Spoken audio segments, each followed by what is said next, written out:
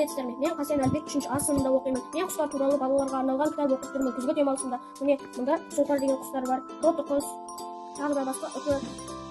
Мен қазір Адам балық деген кітапты оқып отырмын. Оның авторы Александр Беляев. Бұл жерде су перісі туралы жазылған.